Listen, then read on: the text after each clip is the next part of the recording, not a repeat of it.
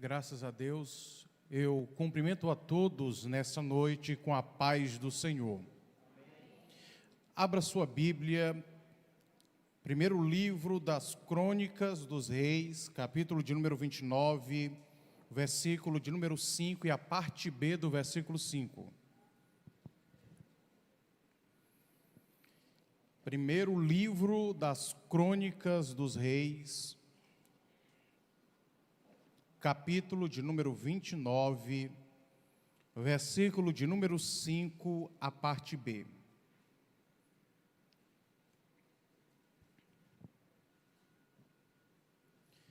Glorificamos a Deus pela oportunidade de estarmos aqui em mais um culto de missões.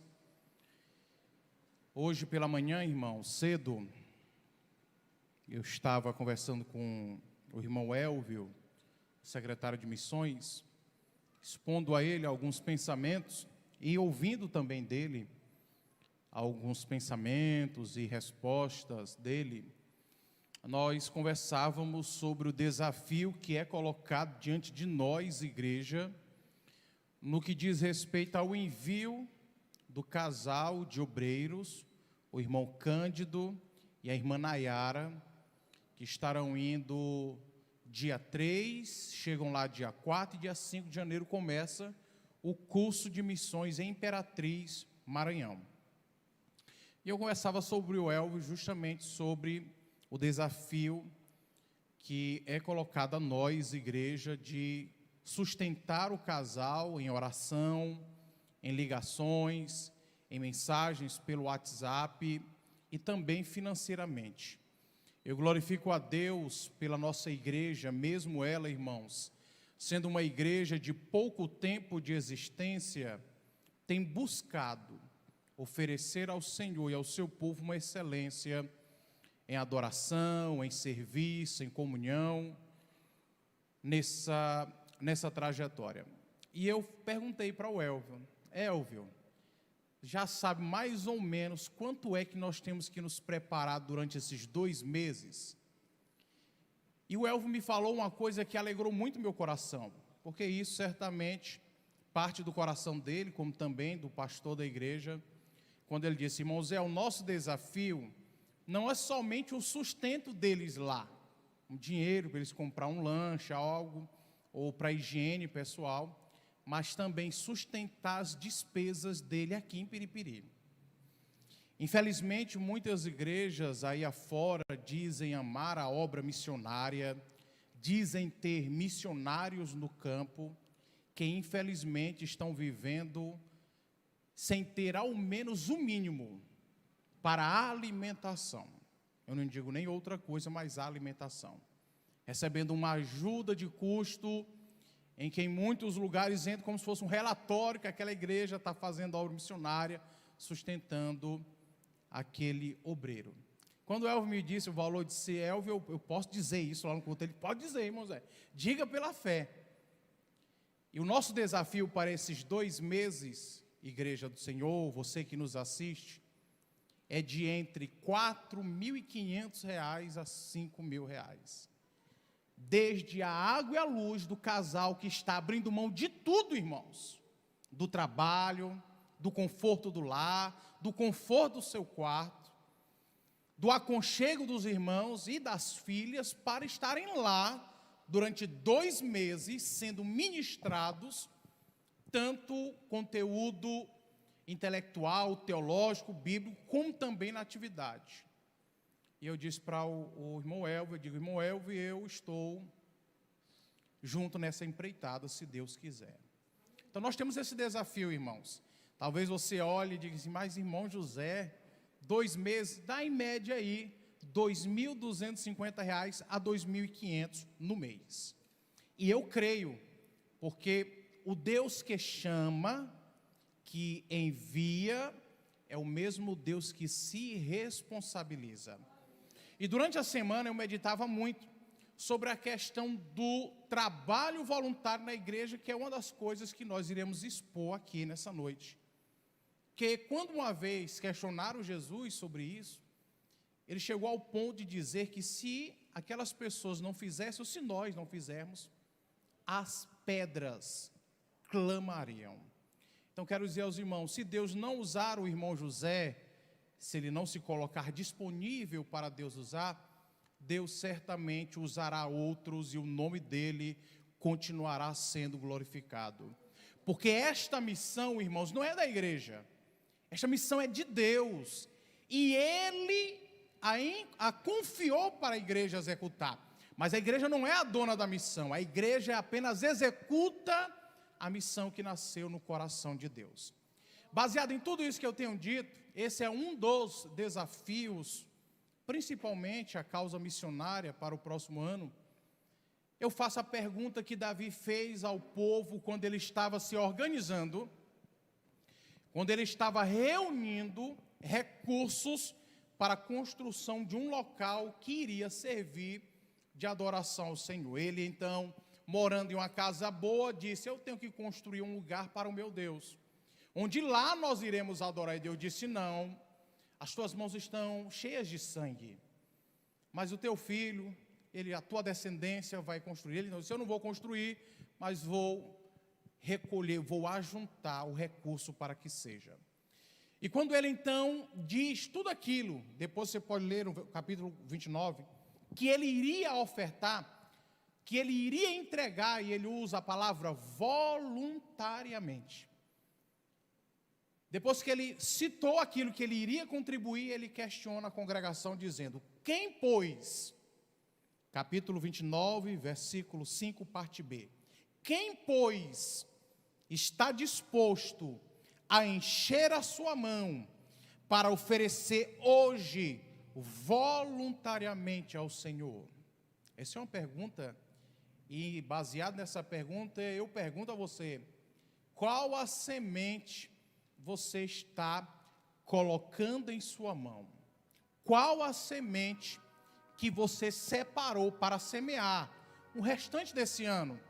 No decorrer do próximo ano, qual é a semente que Deus tem lhe orientado, ou que você escolheu para semear, para plantar? Seja na sua vida, seja na sua família, seja na obra do Senhor, na causa missionária, seja socorrendo alguém que esteja em aflição, ou passando por socorro ou necessidade.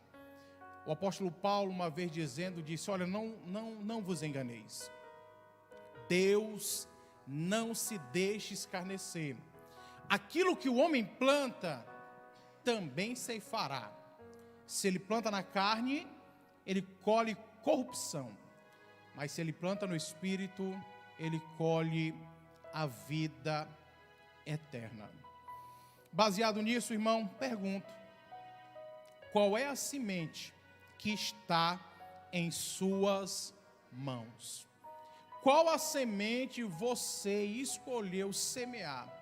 E eu digo uma coisa para os irmãos: desde quando eu assumi a responsabilidade de casar e junto com minha esposa levarmos as despesas de casa adiante, a nossa vida tem sido uma vida de semeadora.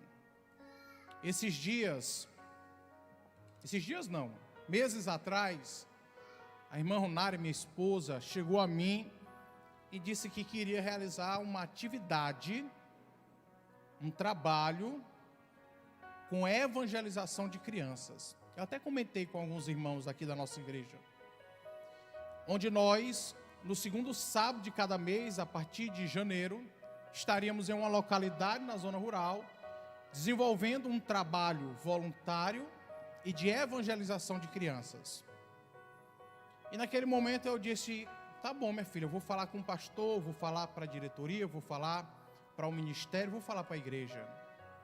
Esse trabalho, irmãos, que Deus colocou no coração de minha esposa, eu entendo que ele é uma semente durante cada mês do próximo ano que nós estaremos plantando. Não necessariamente ou diretamente na igreja, logo porque nós falamos ao pastor que esse trabalho não vai ser pesado financeiramente, porque lá em casa nós vamos arcar principalmente com o lanche das crianças, e também com material didático a ser exposto a elas, os visuais e outro material que possa utilizar. E eu entendo muito bem esse princípio de semeadura. Todas as vezes, e aí eu compartilho com os irmãos o que é uma verdade bíblica e aquilo que Deus tem feito também na minha vida e lá em casa.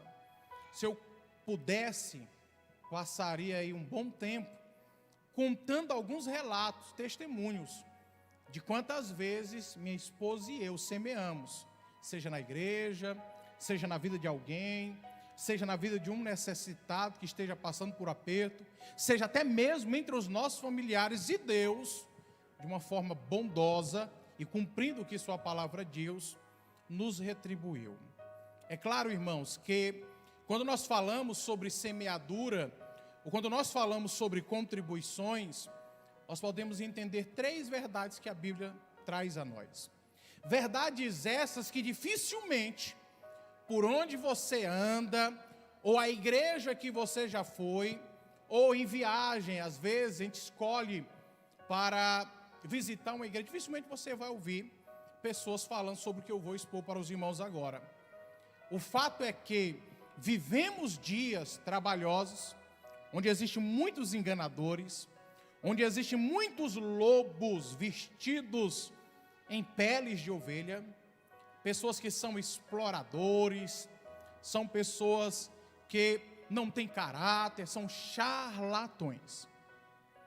Mas existem 3 coisas que são verdades, e eu preciso expor isso aos irmãos. A primeira é o dízimo, que está antes da lei, que está na lei e que está depois da lei. A segunda é a oferta, que é totalmente voluntária, como bem Davi colocou, e é algo extremamente pessoal. E por último, o trabalho voluntário. Repita aos irmãos, todas as vezes que a gente fala sobre trabalho voluntário, muitas pessoas pensam que o trabalho voluntário é necessariamente somente em atividades da igreja. Mas o trabalho voluntário pode ser um dia você reunir-se com alguns vizinhos e realizar alguma atividade social, alguns irmãos, alguns colegas de trabalho. É um trabalho voluntário. Mas como nós estamos no ambiente da igreja, eu quero me ater ao trabalho voluntário, aos departamentos da igreja, às atividades da igreja, porque nós somos uma comunidade de fé, uma comunidade que não tem fins lucrativos. E quando fala sobre dízimo, a Bíblia lá em Abraão fala que Abraão, de uma forma voluntária, e a primeira coisa que eu quero dizer para você, principalmente você que nos visita, dízimo não é obrigação, ele está muito mais relacionado à gratidão do que a obrigação, mas eu já ouvi demais que o dízimo é obrigado, e utilizam até a palavra pagar. Você não paga, você devolve. E quando você devolve em forma de gratidão, porque foi esse o primeiro princípio que surgiu, quando a Bíblia relata lá em Gênesis 14, no versículo 20. Vejam só, alguns reis começaram a lutar por causa de imposto. Ló, sobrinho de Abrão, ainda era chamado Abrão, não tinha mudado o nome, é levado prisioneiro, e chega alguém que escapou daquela matança e vem a dizer a Abraão. E Abraão diz, aqueles que estavam em sua casa, reuniu alguns servos e foram então em resgate de Ló. E a palavra de Deus diz que ele teve êxito, que ele derrotou aqueles inimigos, e quando ele estava voltando, a Bíblia diz que ele devolveu, ele entregou, ele deu a Melquisedeque, sacerdote do Senhor, e como a própria Bíblia diz no versículo 20, rei de Salém.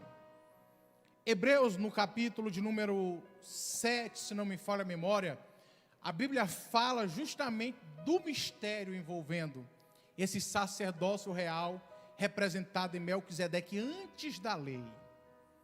Abraão não devolve de forma obrigatória, mas em forma de gratidão, porque Deus a ele deu graça, vitória e êxito em seu plano. Quando Jacó estava em uma jornada, fugindo porque havia enganado o seu irmão, ele então faz um voto com Deus e disse que de tudo ele devolveria, se o Senhor assim desse vitória, ou se ele fosse bem sucedido. Quando a lei é instaurada, irmãos, ou seja, quando o ministério levítico é implantado, Deus entrega a lei a Moisés. Agora então o povo começa a se tornar, eu quero que você preste atenção, porque existe uma diferença muito grande do que acontece no Antigo Testamento e no Novo Testamento. Deus agora escolhe um povo para que este povo, organizado de uma forma social, através de leis, através da própria culinária, do que deveriam não comer, do que deveriam não oferecer a Deus em culto, Deus então escolhe uma linhagem e de lá transforma todos aqueles daquela família, das tribos de Israel, a tribo de o sacerdócio de Deus.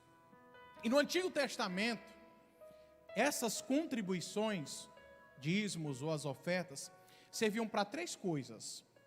A primeira coisa é para o sustento desse povo que trabalhava no templo, porque eles não trabalhavam em outro lugar. Outra, naquela época, irmãos, não tinha dinheiro, tá? Então a maioria daquilo que era devolvido eram grãos, era animal, era gado, era carne, não era o dinheiro.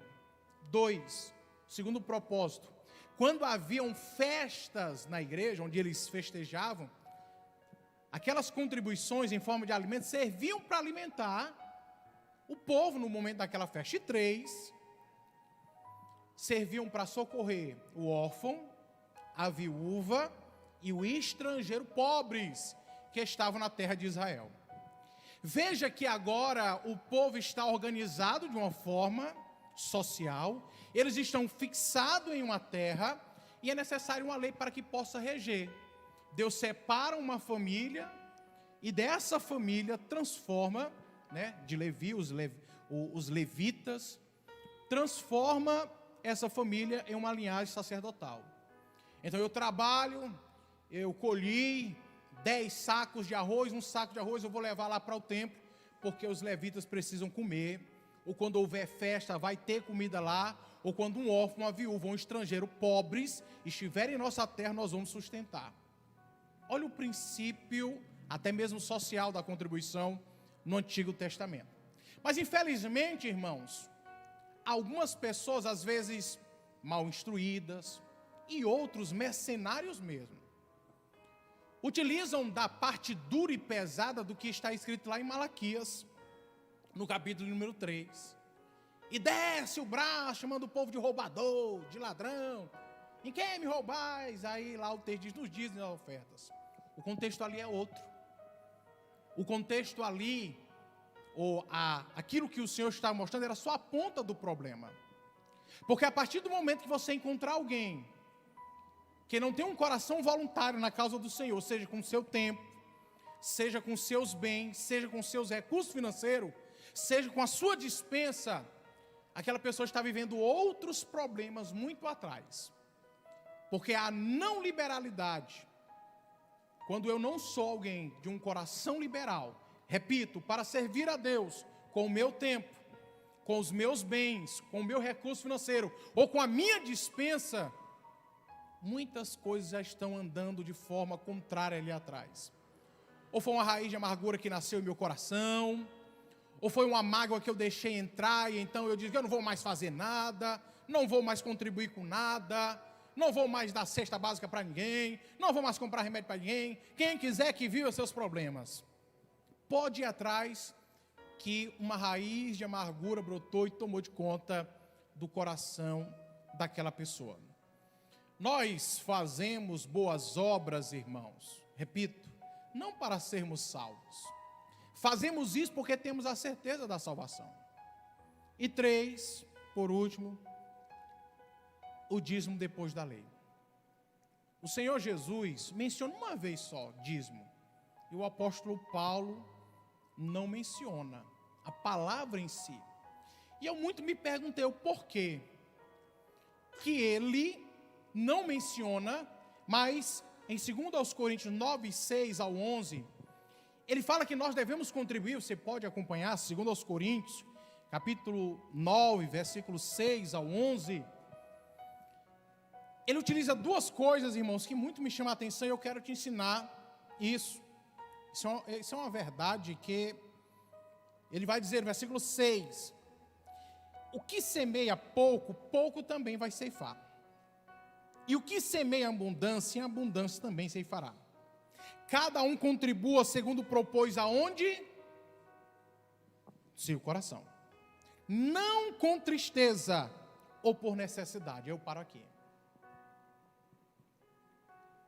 Você ouviu um dos desafios da igreja para o ano.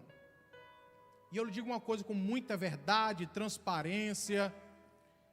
Se você se levantar após o culto, procurar o pastor e dizer: ô pastor, está precisando, né?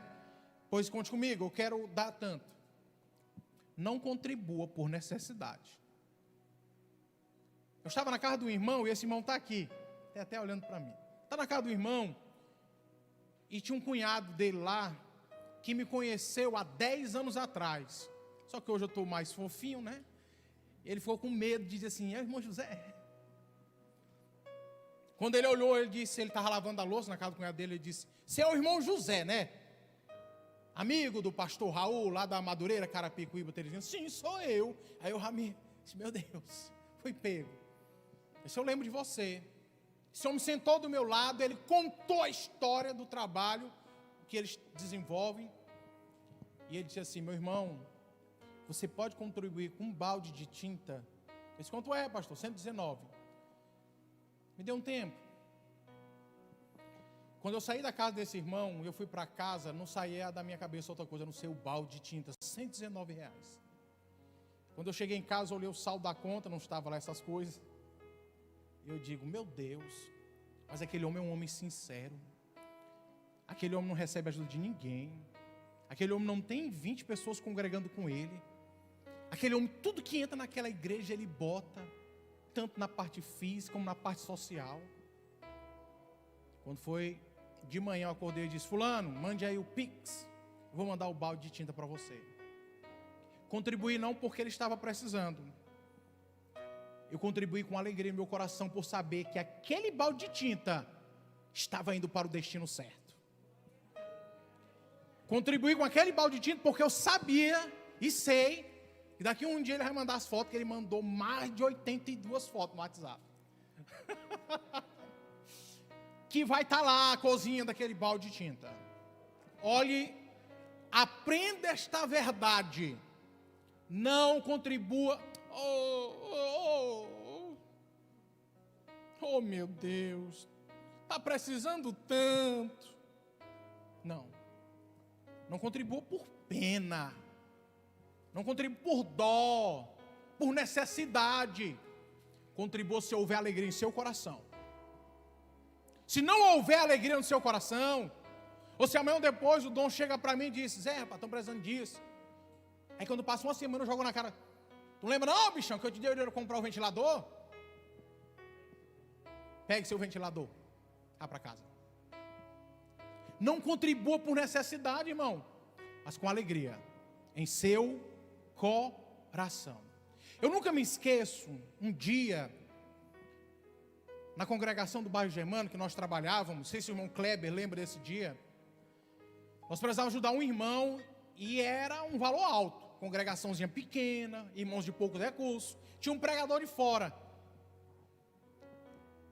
e em 3 anos e 3 meses, havia sido a primeira vez que a gente fez isso, porque era urgente, era necessário.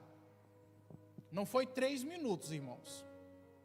Eu digo: irmãos, olha, nós precisamos de tantas pessoas contribuindo com R$50 para ajudar o irmão fulano, Cardice.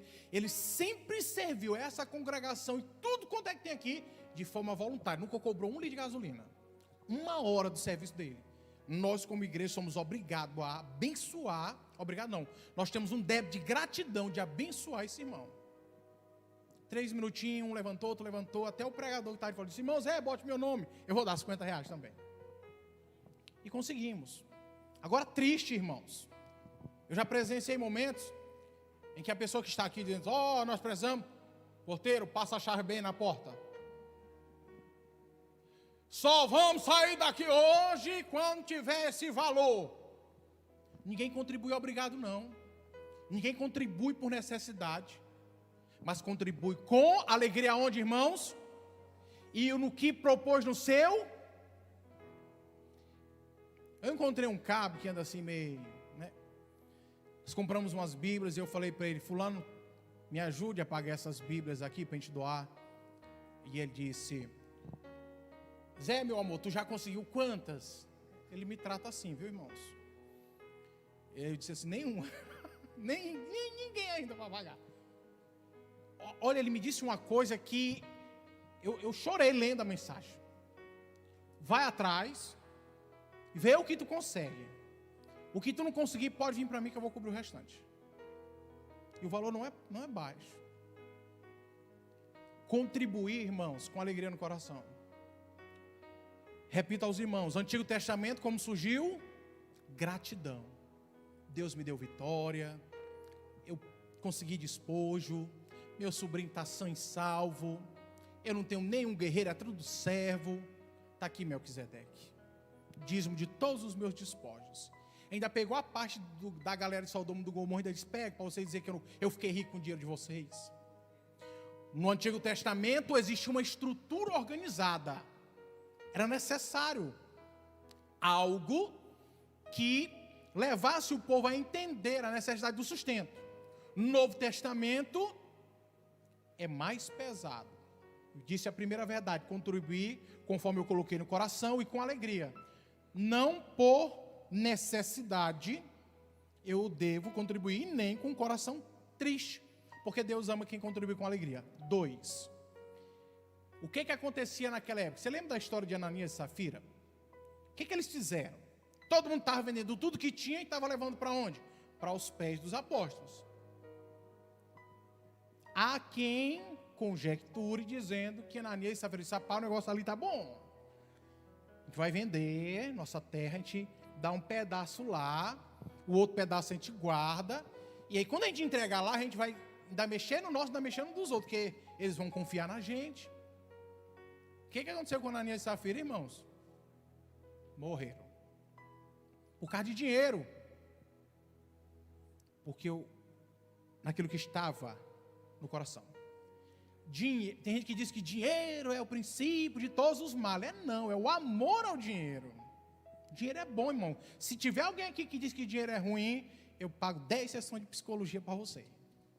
Dinheiro não é ruim, é bom. O que é ruim é o amor a ele. Quando eu coloco ele em primeiro lugar. Veja, eu não posso dizer para alguém, olha, nós estamos precisando despertar nos irmãos o sentimento, naquela época da igreja primitiva, das contribuições. Precisava naquela época, porque a galera que estava vindo aceitar Jesus estava entregando mais do que tinha. Estava entregando tudo. Como é que eu vou dizer para alguém devolver a 10ª parte que estava devolvendo tudo?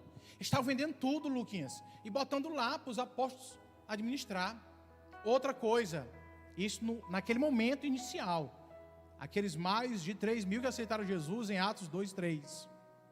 Quando a obra missionária começou a acontecer, quando o apóstolo Paulo começou a viajar de um local para o outro, ele manda uma carta para os irmãos filipenses. Abre a sua Bíblia, eu quero ler essa parte, Filipenses, capítulo 4, versículo 16, que diz: porque também uma e outra vez me mandaste o necessário a Tessalônica. Opa! Paulo está dizendo, obrigado, irmãos que habitam aí na cidade de Filipos. Quero dizer para vocês que a oferta que vocês mandaram serviu para eu socorrer os irmãos lá de Tessalônica. Olha, glória a Deus. Foi o necessário. Versículo 18. 17. Não que procure dádivas, mas procure o fruto que aumente a vossa conta. O fruto que aumente a vossa conta. Guarde isso. Versículo 18. Mas bastante tenho recebido, e tenho abundância, cheio estou, depois que recebi de Epafrodito o que da vossa parte me foi enviado, como cheiro de suavidade, sacrifício agradável e aprazível a Deus. Esses irmãos aqui, os irmãos filipenses, lá, eles mandaram a oferta para ajudar os irmãos que estavam em dificuldade lá em Tessalônica, e ainda mandaram para o apóstolo Paulo. Ô apóstolo Paulo, está aí também uma ajuda para você. A obra de Deus, a obra missionária, ela é feita, irmãos, de 4 formas: orando, indo, contribuindo e não atrapalhando. Tem gente que não ora, que não contribui, que não vai, mas atrapalha. Então se faz de 4 formas: indo para o campo. O irmão Cândido e a irmã Nayara vão agora, dia 3. Indo para o campo. Nós aqui estaremos aqui orando. E quero despertar os irmãos uma coisa. O número dos irmãos está lá no grupo do WhatsApp. Esses 2 meses que eles estiverem lá, eu coloquei meu coração todo dia mandar um bom dia na paz do Senhor. Mas mande escrito, pelo amor de Deus. Não mande imagem, não mande vídeo. Mande escrito. Porque escrito traduz o que realmente você está dizendo para a pessoa. Pelo menos eu penso assim, eu não gosto de receber imagenzinha, vídeo. Escreva. Cante um hino da harpa, grave e mande para eles. Vamos orar. Mas também nós precisamos contribuir. Mas se você não estiver em condições de orar e nem contribuir, não atrapalhe. Não seja instrumento do inimigo da alma para atrapalhar tão linda obra. Os irmãos que já tiveram oportunidade de ir lá no Piqui estão vendo o amor e a dedicação que esses missionários estão trabalhando. E por último, irmãos, o trabalho voluntário na igreja. Hoje eu fui visitar um irmão de outra igreja, inclusive. Eu disse para ele, eu tenho 4 motivos porque eu estou na Assembleia de Deus, Missão Comadésima, em Piripiri. O primeiro é porque onde eu estiver, eu posso dizer que o meu pastor é o meu pastor. Eu não tenho vergonha de dizer que o pastor Mota é meu pastor. Quem é seu pastor? É o pastor Zé Mota. O da Chessa, aquele foi candidato a vereador? É, aquele lá mesmo. Aquele do carro de som? É, aquele lá. Pastor, se eu falar alguma besteira, se eu me corrijo. Porque ninguém vai andar na rua e dizer, porque aquele Zé Mota passou aqui, comprou e não pagou. É porque aquele Zé Mota olhou atravessado para uma mulher. Não, aquele Zé Mota, tome rei trambiqueiro. Do meu pastor, não. 2. Nós estamos em uma igreja onde há transparência financeira. Se você quiser chegar no tesoureiro, eu não vi esse tesoureiro, irmão, cadê aí as contribuições? Você não vai ver o nome de contribuir, porque eles não vão dizer. Mas as despesas, tudo isso que você quiser ver, está lá tudo bonitinho, organizadinho. Chegar para o secretário de missões é muito metódico, vai estar lá tudo bonitinho também. 3, o culto é organizado. Não tem 20 oportunidades de palavra num culto, não. Eu dizendo a este irmão. E 4, meu irmão, o meu pastor é o meu maior exemplo de voluntariado. Eu não sei se os irmãos sabiam, mas o pastor não recebe salário. Vocês sabiam disso? Tem gente que pensa que alguns vão ser pastor só para ganhar dinheiro. Coitado do pastor, tem hora que os tesoureiros são até duros com ele.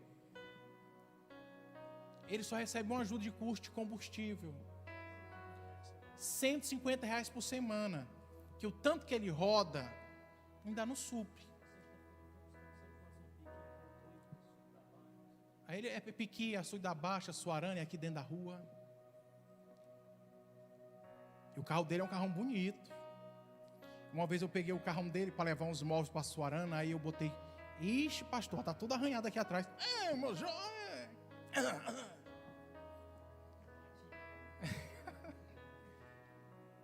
Tem gente que pensa que muitos pastores vão trabalhar visando só isso aqui, ó.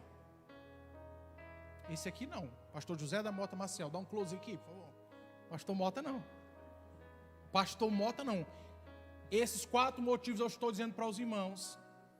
Às vezes o pastor, na inocência, Eu não posso dizer porque os tesoureiros estão certos. Compra uma coisa e traz só um recibozinho ao menino. Ei, pastor, aqui não entra não. Aí o pastor, meu jovem, oferta missionária, casa do Senhor. Mas lá atrás daquilo que Deus tem abençoado o pastor. 4 motivos por que eu estou aqui. E eu já disse. Os 4 motivos vou revisar. É porque eu não tenho vergonha de dizer que ele é meu pastor. É porque esta igreja tem transparência financeira. É porque os cultos são organizados, não tem 10 palavras num culto, que a gente sabe o que Jesus está dizendo, que um fala fogo, outro água, outro fala volta de Jesus, outro fala da bênção, da cura. E 4, o meu pastor é o meu maior exemplo de voluntariado. Eu sei, irmãos, que existirão dias que nós vamos ter que sustentar o pastor, né? Mas agora vai completar 4 anos e ele nunca recebeu o salário da igreja. Quando eu paro e disse, meu Deus, o pastor já com 60 anos, está lá fazendo a obra de Deus. E eu, tão novinho, claro que meu bucho maior do que o dele. Né, pastor? É verdade. Estou pedalando. Deus vai me dar vitória. Pode rir, irmãos, porque estou falando isso para os irmãos para que não seja pesado, porque tem gente que quando a gente fala de contribuição, a pessoa corre. Mas eu estava hoje em casa embalando José Nicolas. Ele está meio dodózinho ainda. E o Senhor ministrou algo no meu coração. E eu vou ministrar aos irmãos esta noite. A minha esposa me apresentou 12 sementes que vamos semear, fora as outras que Deus nos dará a oportunidade de semear ao próximo ano. E todo mês semearemos com a nossa vida, tempo, patrimônio e recurso financeiro. Todo mês queremos fazer isso, Senhor. E cremos na colheita. Fique de pé em nome de Jesus.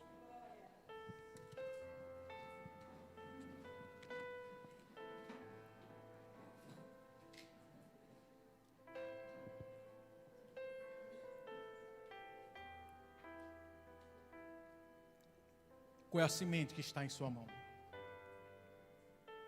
Aleluia. Essa é a melhor semente.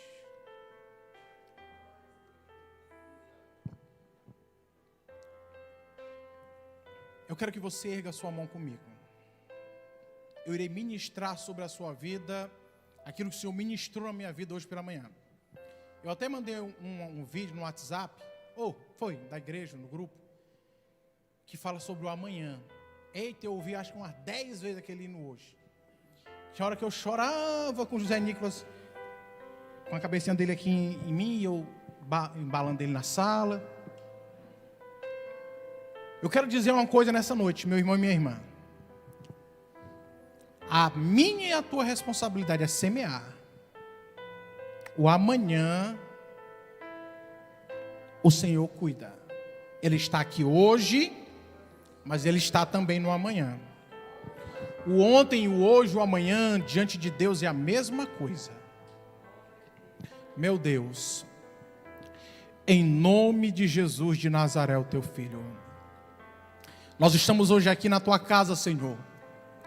Quando Davi questionou aquele povo, depois de ter dito tudo aquilo, que ele iria contribuir, a quantidade dos animais, do ouro da cidade de Ofir, que era o ouro mais puro, Senhor, da prata mais pura e dos melhores animais.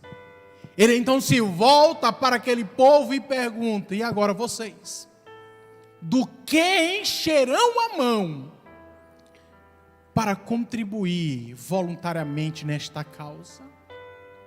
Ah, meu Deus, eu sei que espiritualmente, Senhor, o teu Espírito está ministrando em mentes e em corações nesta noite, sobre esta semente.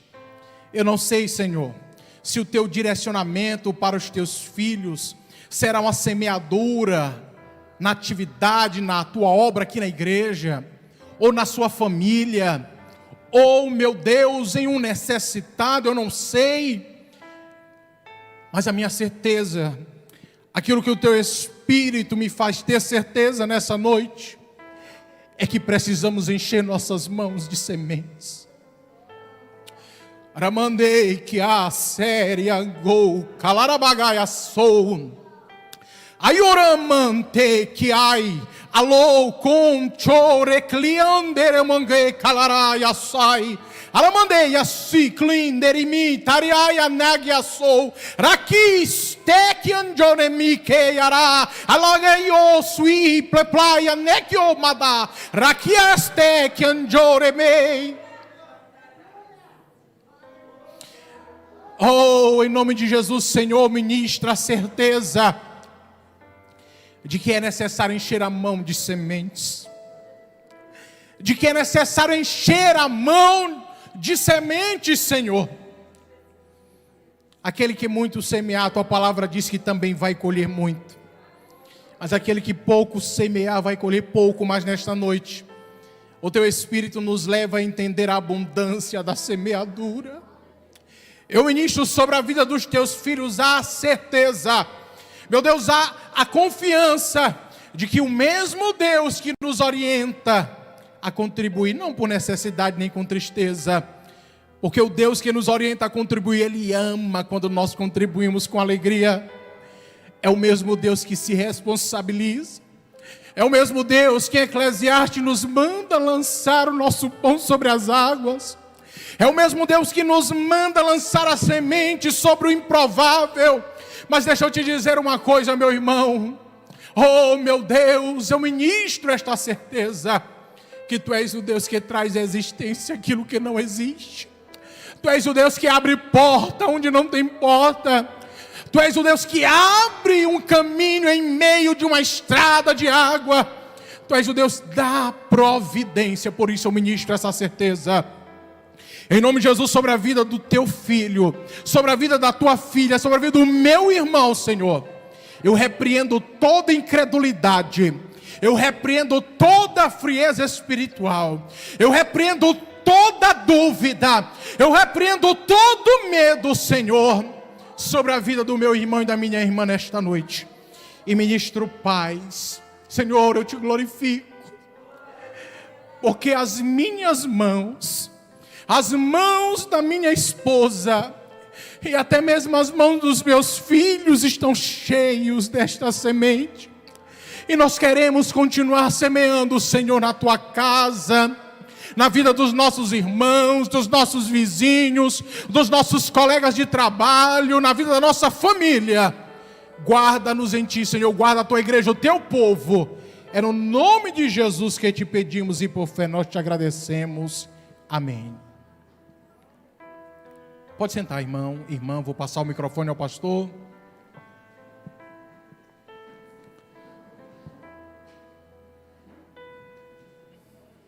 Quando eu e a irmã Ronara casamos, acho que eu já disse isso, mas eu vou repetir, alguma vez atrás. Eu havia feito um serviço na prefeitura da minha cidade e estava recebendo um mínimo, que era 590 e pouco livre. Eu morava com minha mãe, então eu repassava esse dinheiro para minha mãe, não ficava com quase nada, só um tantinho para mim. E quando foi em junho que eu casei, dia 30 de junho, a irmã Ronara e eu viemos para Teresina. Nós já tínhamos tudo dentro de casa, o que era tudo: mesa, fogão, armário e um tanquinho de bater roupa, não era nem máquina, era aqueles tanquinhos, e a cama, o guarda-roupa. Nós tínhamos tudo dentro de casa já. E uma sexta-feira, semanas atrás eu tinha ouvido da irmã Alzira, a avó Alzira, ela na escola dominical, um domingo na congregação, dizendo que ela teve muitos filhos, tinha dificuldade, mas a despensa dela nunca esteve vazia. E passaram-se uns dias, acredito que semanas. A Ronara estava na clínica pela manhã, era a clínica ainda estudando, de manhã era clínica e tarde aula. E eu dobrei meus joelhos numa sexta-feira, eu disse: Senhor, eu ouvi o que a avó Alzira disse naquele dia, que a despensa dela nunca esteve vazia. E eu creio que a minha despensa nunca estará vazia também. Eu tomo posse desta verdade. Eu preciso pagar o aluguel segunda-feira, Senhor, e eu não tenho. Eu não tenho. Eu não tenho. Não por má administração. Naquela época é aí que eu tinha que estar bem controlado. Eu recebi uma ligação de uma irmã de outro ministério, eu havia pregado uma festa nesta igreja. Essa irmã ligou: irmão José, você está onde? Eu digo: irmão, estou em casa. Eu queria que segunda-feira você fosse no meu trabalho. Na época ela exercia um cargo alto no governo do estado. Eu entrei no ônibus, disse: Ronara, segunda nós vamos botar jejuando, em consagração, porque lá para a gente orar alguma coisa, vamos ler nossas Bíblias. A gente foi preparado, né? Pegamos o ônibus, o 401. E fomos ao centro, descemos no local, fomos à repartição. E ela pegou assim pela a minha mão e nos levou para um canto onde não tinha funcionamento da repartição pública lá. Aí ela meteu a mão no bolso, tirou um pacotinho e disse assim: irmão Zé, está aqui minhas primícias. Sim, irmão, pelo amor de Deus, seu dízimo você devolve a sua igreja, não quero saber do seu dízimo não. Não, irmão, não estou falando de dízimo, estou falando das minhas primícias. Desde quando aceitei Jesus, eu tiro 10% do meu salário e dou na igreja. E tiro mais 10% e digo: Senhor, quem é que eu vou abençoar esse mês? E quando eu abri o pacote, era o dinheiro do aluguel, R$400. Ô irmãos, quando eu peguei o pacote, eu peguei todo me tremendo, mordendo o dente. Quando você quer chorar, que não vai chorar, eu mordendo o dente para não chorar. E eu disse: ô irmão, obrigado, orei e dei glória ao meu Deus. E uma outra vez apareceu uma aula para eu ministrar em, meu Deus, Barro Duro. E quem até me levou no carro dele foi o Ney. Me levou para Barro Duro de manhã cedo, num dia, e no outro dia foi me buscar. Recebi o dinheiro e também paguei o aluguelzinho. Olhe, meu irmão, Deus supre todas as nossas necessidades. Amém.